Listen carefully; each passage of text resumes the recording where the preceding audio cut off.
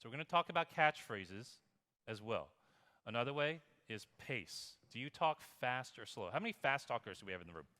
All right? Okay, good. Please never ever, all you fast talkers, never ever write anything that remotely resembles this. This I call the Great Wall of Text. This is a real email somebody sent me. Okay, I have shrunk it down, and it's not even the entire email. Oh my gosh, I just deleted it. It's just too much, right? I've turned it. This is the only time I've read it because it's actually big enough, this screen, for me to read it.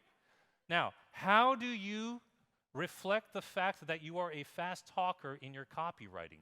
You do what Derek Halpern does. You use a lot of line breaks. Read this really quickly. Do you see how quickly your eye scans? What that does psychologically, listen, what it does psychologically is it makes the person who's reading this feel like you are speaking to them or writing to them really quickly. Now, I'm not going to name names of clients that I've worked with, but some of them are incredibly fast talkers. Others are very measured.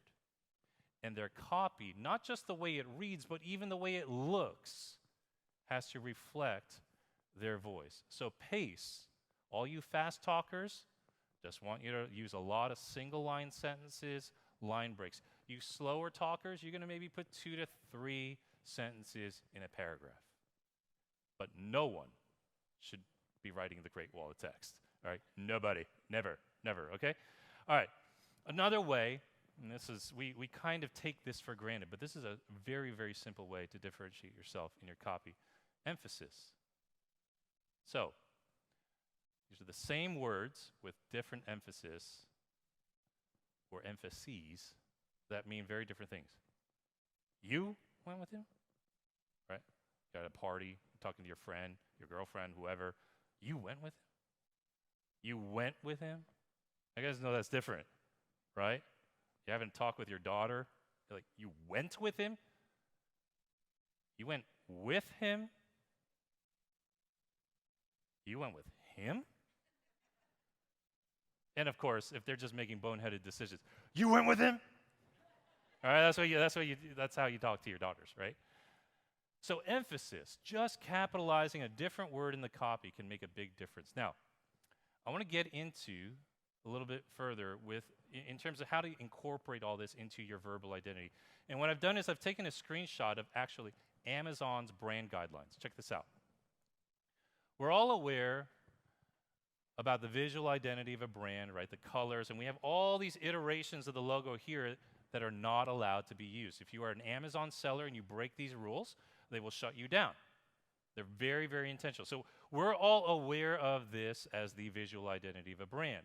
But if you look here, these are the rest of the brand usage guidelines. You can pull this right off online. You can get this right off the internet.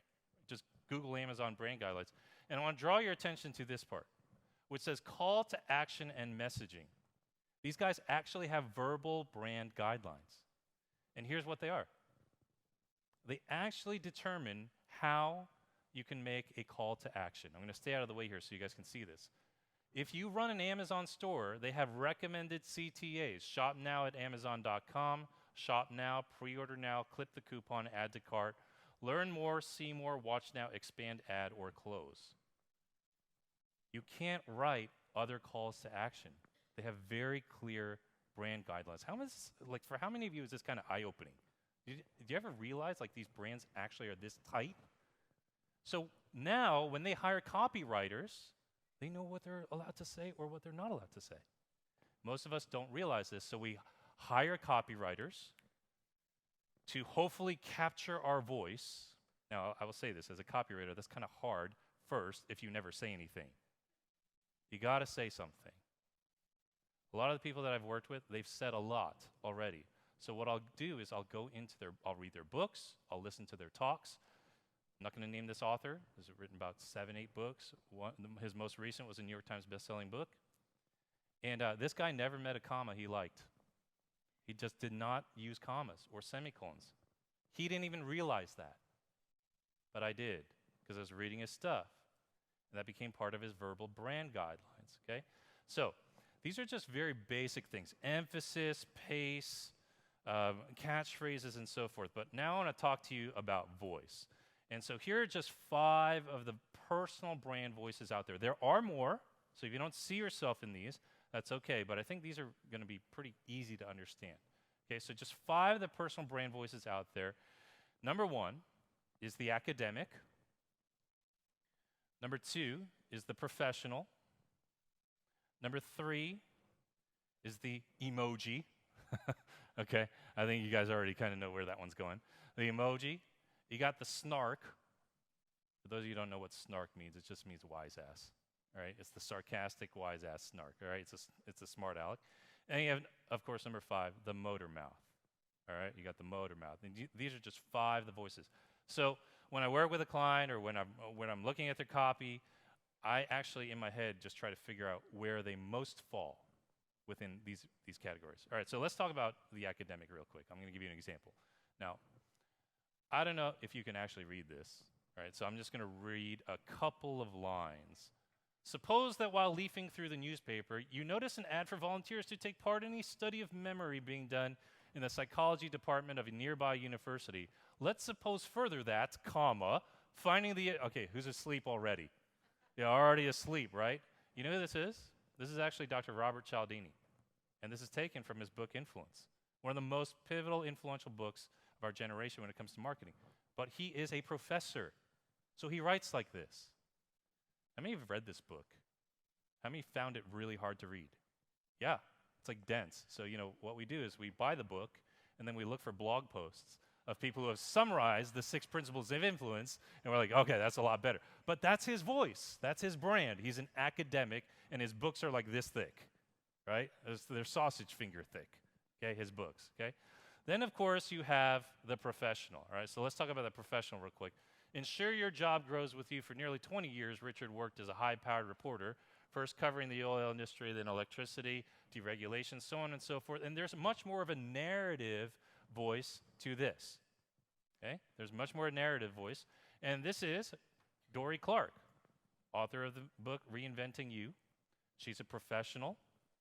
She teaches at business school, right? Schools around the country, at Harvard, Duke also, I believe. We had the pleasure of meeting some time ago. She's a wonderful, wonderful lady, very bright.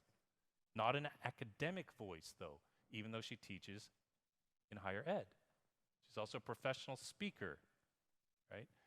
Other professional, any business author you can really think of would fall into this category for the most part. John Maxwell, Michael Hyatt, a bunch of these kind of folks, right?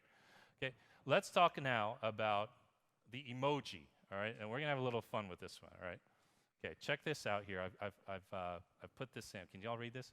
It was crazy going up 64, all caps, flights of stairs. Sweaty emoji, is that what you call that? All right. 3 dots. I'm joking, of course. Why on earth would I take 64 flights of stairs when I can just hop on the elevator? Emoji. Okay. On and on it goes. Honestly, this kind of summarizes everything I teach. Apparently, that's a teacher emoji.